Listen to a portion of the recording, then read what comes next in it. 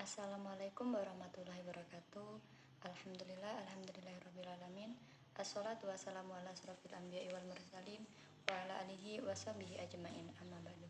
Yang terhormat Bapak Hervin Yogi Pradipta selaku dosen pengampu mata kuliah hukum perdata yang saya hormati, dan kepada rekan-rekanku yang berbahagia. Langsung saja di sini saya akan menyampaikan materi mengenai hukum perkawinan dalam Islam dan KUH Perdata. Nah, perkawinan dalam hukum Islam yaitu menurut Muhammad Abu Isroh, nikah adalah akad yang memberikan faedah hukum kebolehan untuk mengadakan hubungan suami istri antara seorang pria dan seorang wanita, serta mengadakan tolong-menolong dan memberikan hak-hak dan kewajiban antara mereka.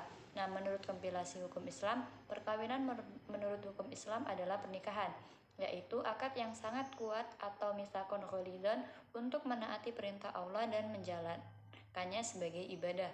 Nah, menurut Undang-Undang Nomor 1 Tahun 1974 Pasal 1, perkawinan merupakan ikatan lahir dan batin antara seorang wanita dan seorang pria sebagai suami istri dengan tujuan membentuk keluarga ataupun rumah tangga yang bahagia dan kekal berdasarkan ketuhanan yang Maha Esa.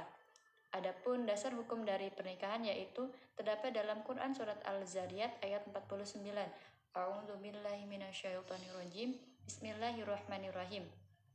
Wa min kulli syai'in khalaqna zawjaini la'allakum tadzakarun, yang artinya, dan segala sesuatu kami ciptakan berpasang-pasangan supaya kamu mengingat kebesaran Allah Subhanahu wa taala. Selain dari dasar hukum Islam, ada pula rukun dan syarat nikah. Rukun nikah yaitu adanya terdapat mempelai laki-laki, mempelai perempuan, adanya wali, 2 orang saksi laki-laki, dan yang terakhir ijab dan qabul. Selain dari rukun nikah, ada pula syarat nikah. Syarat untuk mempelai laki-laki terdiri dari tidak adanya hubungan mahram dari calon istri, kemauan sendiri, jelas identitasnya, dan tidak sedang melaksanakan ihram. Nah, untuk syarat mempelai perempuan yaitu tidak adanya halangan syar'i, tidak berstatus istri yang masih sah, tidak ada hubungan mahram, tidak dalam keadaan iddah, tidak kemauan sendiri, jelas identitasnya, dan tidak sedang menjalankan ihram. Yang ketiga yaitu syarat-syarat wali. Yang pertama yaitu laki-laki, yang kedua baligh, yang ketiga sehat akalnya, yang keempat tidak dipaksa, yang kelima adil, dan yang keenam tidak sedang ihram. Adapun syarat-syarat sebagai saksi yaitu laki-laki, baligh, sehat akalnya, adil, dapat mendengar dan dapat melihat, tidak dipaksa, tidak sedang berihram, dan paham bahasa yang digunakan untuk ijab dan qabul. Syarat ijab dan qabul. Ijab dilakukan oleh wali atau yang mewakilinya, sedangkan qabul dilakukan oleh mempelai laki-laki atau yang mewakilinya. Syarat keduanya ketat dan harus mumayyiz, dilangsungkan dalam satu majelis. Kemudian antara ijab dan qabul tidak boleh diselingi dengan perbuatan ataupun kalimat yang dapat memisahkan antara ijab dan qabul. Yang ketiga, keduanya tidak boleh kontradiksi. Dan yang terakhir, ijab dan qabul dilakukan melalui lisan serta didengar oleh masing-masing wali, saksi maupun kedua mempelai. Itu adalah pernikahan dalam hukum Islam. Yang selanjutnya yaitu perkawinan dalam hukum KUH Perdata. Hukum perkawinan yang diatur dalam KUH Perdata berasaskan monogami dan berlaku mutlak. Artinya, setiap suami hanya diperbolehkan mempunyai seorang istri saja. Begitu pula sebaliknya. Hal ini sesuai dengan ketentuan pasal 27 KUH Perdata. KUH Perdata memandang perkawinan hanya dalam hubungan keperdataan. KUH Perdata tidak memandang faktor keagamaan sebagai syarat sahnya perkawinan. Hal ini ditegaskan dalam pasal 181 KUH Perdata, di mana upacara keagamaan tidak boleh dilangsungkan sebelum perkawinan diadakan di hadapan pegawai catatan sipil. Di dalam KUH Perdata, perolehan keturunan bukan merupakan tujuan perkawinan. Adapun larangan perkawinan yaitu perkawinan dilarang antara mereka yang bertalian keluarga dalam garis keturunan ke atas dan ke bawah atau dalam garis keturunan menyamping, yaitu antara saudara laki-laki dan saudara perempuan yang tertuang dalam pasal 30 KUH Perdata. Ipar laki-laki dan ipar perempuan, paman atau paman orang tua dan anak perempuan saudara, atau cucu perempuan saudara, atau antara bibi atau bibi orang tua dan anak laki-laki saudara atau cucu laki saudara. Pasal 31 KUH Perdata. Kawan berzinanya setelah dinyatakan salah karena berzina oleh putusan hakim yang terdapat dalam pasal 32 KUH Perdata. Mereka yang memperbarui perkawinan setelah pembubaran perkawinan terakhir jika belum lewat waktu 1 tahun, pasal 33 KUH Perdata. Yang selanjutnya yaitu pemberitahuan, pencatatan, dan pengumuman perkawinan. Semua orang yang hendak kawin harus memberitahukan kehendak itu kepada pegawai catatan sipil tempat tinggal salah satu dari kedua pihak. Pemberitahuan ini harus dilakukan baik sendiri maupun dengan surat-surat yang dengan cukup kepastian memperlihatkan kehendak kedua calon suami istri.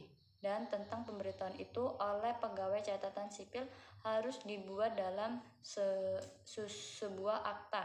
Pasal 51 KUH Perdata. Sebelum perkawinan dilangsungkan, pegawai catatan sipil harus menyelenggarakan pengumumannya dengan jalan menempelkan sepucuk surat pengumuman pada pintu utama daripada gedung dalam mana register catatan sipil diselenggarakannya. Surat itu harus tetap tertempel selama 10 hari. Pengumuman tak boleh dilangsungkan pada hari Minggu atau Tahun Baru, Hari Paskah, Hari Natal, dan Hari Mi'raj Nabi. Surat itu berusaha nama, umur, pekerjaan, dan tempat tinggal calon suami istri. Dan jika salah seorang atau keduanya pernah kawin, disebutkan juga nama istri atau suaminya terdahulu ataupun yang sebelumnya, hari, tempat, dan jam pengumuman berlangsung. Kemudian surat itu ditandatangani oleh pegawai catatan sipil. Jika kedua calon suami istri tak mempunyai tempat tinggal dalam daerah pegawai catatan sipil yang sama, maka pengumuman harus dilakukan oleh pegawai catatan sipil tempat tinggal masing-masing. Pengumuman hanya berlaku selama 1 bulan, dan apabila dalam waktu itu tidak dilangsungkan perkawinan, maka perkawinan tidak boleh dilangsungkan lagi. Dan untuk itu pengumuman harus diulang sekali lagi. Pada asasnya suatu perkawinan dapat dibuktikan dengan adanya akta perkawinan yang tertuang dalam pasal 100 KUH Perdata. Adapun hak dan kewajiban suami istri. Menurut KUH Perdata, hak dan kewajiban suami istri antara lain sebagai berikut. Suami dan istri harus setia dan tolong-menolong, yang tertuang dalam pasal 103 KUH Perdata.